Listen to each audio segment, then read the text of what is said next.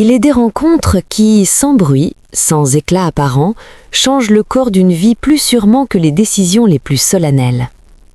Celle de Nathalie Delon et d'Alain Delon appartient à cette catégorie rare de moments où le destin agit avec une discrétion presque cruelle, déposant dans un regard, dans une conversation banale, la promesse d'un bouleversement irréversible. Lorsque leurs chemins se croisent pour la première fois, rien ne semble pourtant annoncer un tel séisme.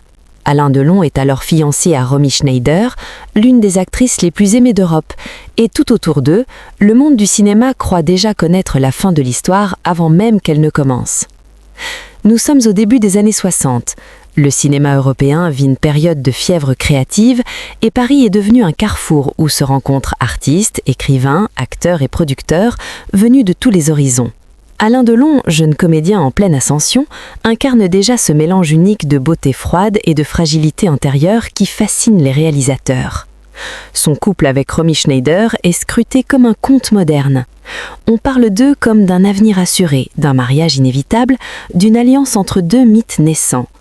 Dans les salons parisiens, dans les colonnes des journaux, leur histoire est racontée comme une certitude. Nathalie, elle, n'appartient pas encore à ce monde de légende. Elle est une jeune femme discrète, née Francine Canovas, formée à l'art dramatique, portant en elle cette sensibilité grave que l'on remarque rarement au premier regard, mais qui s'impose avec le temps. Elle fréquente les cercles artistiques sans en être le centre, observe plus qu'elle ne parle, écoute plus qu'elle ne s'en montre. Rien ne la destine, en apparence, à entrer dans l'histoire sentimentale la plus commentée de sa génération. La soirée où elle rencontre Alain Delon ressemble à tant d'autres soirées parisiennes. Un appartement rempli de voix, de musique, de fumée de cigarettes, de conversations qui se croisent sans vraiment s'écouter. Des acteurs parlent de leur rôle, des producteurs de leurs projets, des amis rient pour masquer leurs doutes. C'est dans ce brouhaha feutré que leurs regards se rencontrent pour la première fois. Il n'y a pas de déclaration, pas de geste théâtral. Simplement un instant de silence intérieur. Ce moment précis où l'on sent confusément que quelque chose vient de se produire sans encore pouvoir le nommer. Alain est frappé par la retenue de cette jeune femme. Elle ne cherche pas à capter l'attention, ne joue aucun rôle. Dans un monde où tout est représentation, cette absence de stratégie devient soudain la chose la plus séduisante qui soit. Nathalie, de son côté, perçoit chez cet homme si célèbre une fatigue dissimulée, une tension intérieure que les photographies ne montrent jamais. Elle ne voit pas seulement l'acteur promis à la gloire, mais un être inquiet, déjà prisonnier de son image. Il parle peu ce soir-là, mais suffisamment pour que chacun reparte avec le sentiment étrange d'avoir été compris sans s'être vraiment expliqué. Ce n'est pas un coup de foudre, mais une reconnaissance, une impression persistante, presque troublante, que cette rencontre n'est pas un hasard parmi d'autres. Les jours suivants, Alain pense à elle, plus souvent qu'il ne l'aurait voulu. Il tente de se convaincre que cette impression est passagère, qu'elle ne signifie rien face à l'engagement qui le lie à Romy Schneider. Car Romy n'est pas seulement sa fiancée, elle est celle avec qui il a partagé ses premières grandes émotions, celle avec qui il a découvert ce que signifiait aimer sous le regard du public. Leur relation est intense, parfois douloureuse, mais elle est devenue une partie de son identité. Et pourtant, malgré lui, Nathalie s'impose à son esprit. Ce qui le trouble n'est pas le désir, mais le calme qu'il a ressenti en sa présence, comme si pour la première fois depuis longtemps, il avait pu être simplement lui-même, sans posture, sans masque. Cette sensation, il la reconnaît immédiatement comme dangereuse. Il se revoit, par hasard, disent-ils, par nécessité intérieure, comprend-on plus tard. Chaque rencontre est marquée par la même retenue, la même prudence. Ils savent l'un et l'autre que le moindre pas de plus aurait des conséquences immenses. Nathalie n'ignore rien de l'engagement d'Alain envers Romy. Elle ne cherche ni à séduire ni à conquérir. Elle se contente d'être là, présente, sincère. C'est précisément cette absence de calcul qui bouleverse Alain. Car dans le monde où il évolue, tout est stratégie, image, anticipation. Avec Nathalie, il retrouve une forme de vérité qu'il croyait perdue. Peu à peu, leurs conversations deviennent plus profondes. Ils parlent de leurs enfances, de leurs peurs, de leurs rêves avortés. Ils découvrent une proximité qui dépasse largement l'attirance. Pendant ce temps, Romy Schneider pressent que quelque chose change. Elle connaît trop bien Alain pour ne pas percevoir cette distance nouvelle, cette distraction imperceptible. Mais elle n'a encore aucun nom à donner à son malaise. Les tournages, les voyages, Les obligations professionnelles créent des absences que l'on attribue au métier. Pourtant, dans le silence de certaines nuits, une inquiétude s'installe. Pour Alain, la situation devient insoutenable. Il se retrouve écartelé entre une fidélité qu'il croit devoir à Romy et une vérité intérieure qu'il ne peut plus ignorer. Ce n'est pas un combat entre deux femmes, mais entre deux visions de lui-même. Avec Romy, il est l'homme qu'on attend qu'il soit. Avec Nathalie, il entrevoit l'homme qu'il pourrait devenir. La rencontre initiale prend alors une autre dimension. Ce qui n'était qu'un hasard mondain devient le point de départ d'une remise en question profonde. Alain commence à douter de tout, de son engagement, de ses choix passés, de la route qu'il est en train de suivre. Il comprend que continuer comme avant serait peut-être trahir quelqu'un, mais changer de voie serait en blesser une autre. Nathalie, consciente de ce dilemme, tente de se tenir à distance. Elle ne veut pas être la cause d'une rupture, encore moins d'un scandale. Elle sait que dans ce monde, une femme qui entre dans la vie d'un homme célèbre devient apparemment un personnage public, souvent jugé sans nuance. Elle choisit la prudence, le silence, parfois même l'éloignement. Mais les silences aussi parlent. Et plus Nathalie s'éloigne, plus Alain mesure l'importance de ce qu'il est en train de perdre avant même de l'avoir vraiment possédé. Il comprend que cette rencontre n'est pas une tentation de plus dans une vie de succès, mais un carrefour. Ce premier chapitre de leur histoire n'est pas encore celui de la passion déclarée, c'est celui de l'hésitation, du doute, de la naissance d'un sentiment que chacun tente encore de contenir. Mais déjà, sans le savoir, tous les trois, Alain, Romy, Nathalie, sont entrés dans une tragédie intime où aucune décision ne pourra être prise sans douleur. Et tandis que Paris continue de briller, indifférente à leurs tourments secrets, une certitude commence à s'imposer dans l'esprit d'Alain Delon. Quoi qu'il décide désormais, sa vie ne pourra plus jamais redevenir ce qu'elle était avant cette rencontre. Chapitre 2. Le temps du déchirement. Il arrive un moment où le silence devient plus lourd que les mots, où l'indécision elle-même devient une faute. Pour Alain Delon, ce moment approche sans qu'il puisse encore le nommer. Les jours passent, les tournages s'enchaînent, les obligations publiques se multiplient, mais intérieurement, quelque chose se fissure. La rencontre avec Nathalie n'est plus un simple souvenir troublant, elle est devenue une présence invisible qui accompagne chacun de ses gestes, chacune de ses pensées. Avec Romy Schneider, la relation semble à la fois intacte et déjà fragilisée. Ils continuent d'apparaître ensemble, de sourire aux photographes, de parler d'avenir devant les journalistes. Mais dans l'intimité, les silences se sont allongés. Romy, d'une sensibilité aiguë, perçoit ce décalage. Elle interroge moins, par orgueil peut-être, par peur sans doute. Elle préfère croire que la fatigue, le travail, la pression médiatique expliquent cette distance nouvelle. Alain, lui, se sent de plus en plus prisonnier d'un rôle qu'il a lui-même accepté. Il ne sait plus très bien s'il est encore amoureux de Romy ou s'il est simplement fidèle à l'image qu'on attend de lui. Car autour d'eux, tout conspire à maintenir leur union. Les producteurs, les agents, les amis, le public. Leur couple est devenu un symbole, presque une institution. Rompre, ce serait non seulement blesser Romy, mais aussi détruire un mythe en construction. Et pourtant, Nathalie est là. Discrète, presque effacée, mais terriblement réelle. Ils se voient peu, volontairement. Chaque rencontre est brève, presque volée. Ils parlent encore plus que la fois précédente, mais toujours avec cette retenue douloureuse de ceux qui savent qu'ils marchent sur une ligne dangereuse. Nathalie refuse d'être une amante cachée, refuse même d'être une tentation. Elle veut rester digne, rester juste. Ce qui bouleverse Alain, plus que tout, c'est cette exigence morale. Dans un monde où tout semble permis aux hommes célèbres, Nathalie impose une limite. Elle ne lui demande rien, sinon d'être honnête avec lui-même. Cette exigence devient son miroir, et ce miroir lui renvoie une image qu'il n'avait jamais vraiment regardée, celle d'un homme qui fuit les décisions difficiles. Peu à peu, la tension devient insupportable. Alain commence à éviter Romy, non par des amours brutales, mais par lâcheté affective.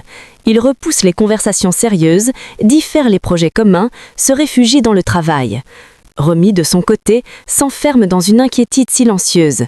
Elle sent que l'homme qu'elle aime lui échappe sans qu'elle puisse le retenir. Un soir, enfin, l'inévitable se produit.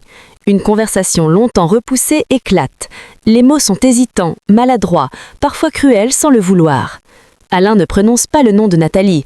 Il parle de doute, de confusion, de besoin de solitude. Romy comprend pourtant l'essentiel.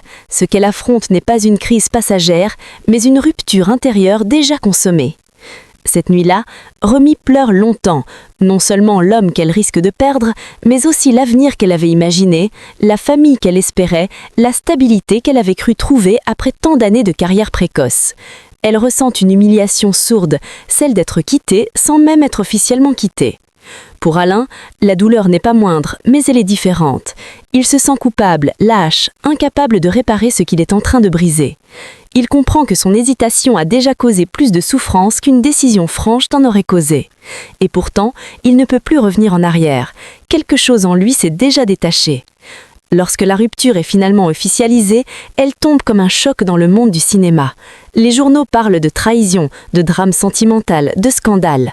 On cherche un responsable, un visage à blâmer. Nathalie devient malgré elle cette silhouette menaçante, cette femme dont on ignore presque rien, mais à qui on attribue tout. Elle vit cette période dans une solitude extrême. On la regarde comme une intruse, une destructrice de couple mythique. Peu de gens s'intéressent à ce qu'elle sent réellement. Elle, qui n'a rien demandé, se retrouve au centre d'une tempête médiatique naissante. Elle comprend brutalement ce que signifie entrer dans la vie d'un homme célèbre. Alain, désormais libre officiellement, se sent paradoxalement plus enchaîné que jamais. Il porte le poids de la culpabilité, le regard du public et la peur secrète de s'être trompé. Car Nathalie, consciente du prix qu'elle a déjà payé, hésite à s'engager pleinement. Elle craint de n'être qu'une transition, un refuge momentané après une grande passion brisée. Leur relation commence donc sous le signe du doute. Ils s'aiment, mais ils se craignent. Ils s'approchent, mais se retiennent. Chaque geste tendre est accompagné d'une interrogation muette, et si tout cela n'était qu'une illusion née du chaos? Pourtant, peu à peu, une nouvelle forme de confiance s'installe. Alain découvre chez Nathalie une force tranquille, une lucidité rare. Elle ne cherche ni à le contrôler, ni à le sauver. Elle l'accepte avec ses failles, ses remords, ses contradictions. Pour la première fois, il se sent aimé non pour ce qu'il représente, mais pour ce qu'il est réellement. Romy, de son côté, tente de se reconstruire. Elle s'enfonce dans le travail, multiplie les rôles, cherche dans l'art une consolation à la blessure intime. Mais la rupture avec Alain laisse une trace profonde. Elle continuera longtemps de porter en elle cette histoire comme une cicatrice invisible. Ainsi, le deuxième acte de ce drame intime s'achève dans un mélange de libération et de culpabilité. Rien n'est encore apaisé, rien n'est encore sûr, mais une chose est désormais irréversible, le monde d'avant a disparu. Et tous savent confusément que les choix faits dans cette période marqueront leur vie pour toujours. Chapitre 3. L'illusion du bonheur et la lente séparation. Il est des victoires qui ressemblent déjà à des adieux. Lorsqu'Alain Delon et Nathalie décident enfin d'unir officiellement leur vie, beaucoup autour d'eux y voient l'aboutissement naturel d'une passion tourmentée. Après la rupture avec Romy Schneider, après les mois de doute et de soupçons, ce mariage apparaît comme une forme de réparation, presque une justification rétrospective de toutes les douleurs infligées. Puisqu'ils se marient, pensent certains, c'est que tout cela avait un sens. Pourtant, dès les premiers jours de leur union, une vérité plus complexe commence à se dessiner. Ils s'aiment, sans aucun doute, mais ils s'aiment déjà chargés d'un passé trop lourd, de blessures encore ouvertes, de culpabilité mal cicatrisée. Leur couple naît dans une atmosphère paradoxale, à la fois exalté par la liberté retrouvée et alourdi par le souvenir de ce qu'il a fallu briser pour y parvenir. Alain, désormais mari, continue de gravir les sommets de sa carrière. Les films s'enchaînent, le succès devient international, les propositions affluent de toute l'Europe et bientôt de Hollywood. Chaque nouveau rôle renforce son mythe, mais plus son image publique grandit, plus sa vie privée se fragilise. Il est souvent absent, physiquement et mentalement. Le couple vit au rythme des tournages, des voyages, des séparations répétées. Nathalie, de son côté, tente de trouver sa place dans cette existence instable. Elle est devenue la femme de Delon, avant d'être reconnue pour elle-même. Cette position, elle l'accepte sans se plaindre, mais elle la ressent comme une forme d'effacement. Elle voudrait être compagne avant d'être épouse de star, femme avant d'être symbole. Elle continue de jouer, mais son parcours artistique est constamment comparé à celui de son mari. La naissance de leur fils, Anthony, apporte un instant de grâce. Pendant quelques mois, le monde semble s'apaiser. Alain découvre une tendresse nouvelle, Nathalie se consacre à cet enfant comme à une promesse de stabilité. Ils espèrent, sincèrement, que la famille réparera ce que l'amour seul n'a pas su apaiser. Mais la vie quotidienne, lentement, reprend ses droits. Les absences d'Alain se multiplient, les tentations aussi.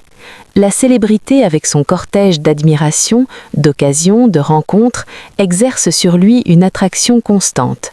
Nathalie, lucide, comprend très vite que l'homme qu'elle a épousé appartient en partie au monde et que ce partage est inévitable. Ce n'est pas la trahison brutale qui détruit leur couple, mais l'usure, l'accumulation de petites déceptions, de promesses non tenues, de solitudes répétées. Ils ne se disputent pas violemment, ils se taisent de plus en plus, ils s'éloignent sans bruit. Nathalie ressent une fatigue profonde. Elle a été la femme de la rupture, puis la femme du mariage, puis la mère. Elle voudrait désormais être simplement elle-même. Elle comprend que rester auprès d'Alain, c'est accepter une vie faite d'attentes, de doutes permanents, de renoncements silencieux. Elle l'aime encore, mais elle s'aime désormais suffisamment pour refuser de se perdre. Alain, lui, sent que quelque chose lui échappe de nouveau. Il reconnaît ce même schéma qu'avec Romy, mais cette fois sans drame spectaculaire. Il est moins tourmenté, plus fataliste. Il sait qu'il n'est pas fait pour la stabilité, ou peut-être qu'il n'a jamais appris à la préserver. Il se réfugie dans le travail, comme toujours. La séparation se fait sans éclat, pas de scandale majeur, pas de grandes déclarations publiques, un divorce discret, presque silencieux, qui contraste au tumulte de leur rencontre et de leur mariage. Nathalie quitte la vie conjugale avec dignité, en emportant avec elle son rôle de mère et une indépendance retrouvée. Après leur rupture, leur chemin s'éloigne sans jamais se renier complètement. Ils restent liés par leur fils, par une forme de respect réciproque, par la conscience d'avoir partagé une page essentielle de leur vie. Nathalie poursuit sa carrière avec une sobriété élégante, loin des excès médiatiques. Elle devient une actrice reconnue pour sa retenue, sa profondeur, sa mélancolie discrète. Alain, de son côté, continue de multiplier les conquêtes, les succès, les légendes, mais ceux qui l'ont connu intimement savent que quelque chose s'est fermé en lui après Nathalie, comme si après avoir détruit un premier amour, puis perdu un second, il avait renoncé à croire pleinement à la possibilité d'un bonheur durable. Des années plus tard, lorsque Nathalie évoque cette période, elle ne parle ni de scandale ni de revanche. Elle parle de jeunesse, d'erreur, de passion, de ce que l'on sacrifie sans le savoir lorsqu'on croit choisir l'amour.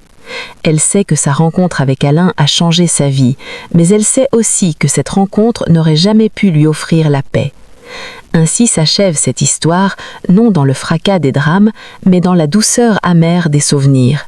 Une histoire faite de regards, de silences, de décisions trop tardives et de bonheurs inachevés.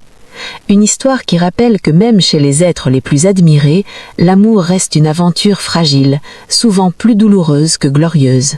Et vous, que pensez-vous de cette histoire où l'amour, la gloire et le destin se sont entremêlés jusqu'à tout briser ? Pensez-vous qu'Alain Delon aurait pu faire d'autres choix ou que cette tragédie était écrite dès la première rencontre ? Partagez votre regard, votre interprétation, votre émotion dans les commentaires et n'hésitez pas à suivre cette série pour découvrir d'autres destins méconnus du cinéma et de ses grandes passions.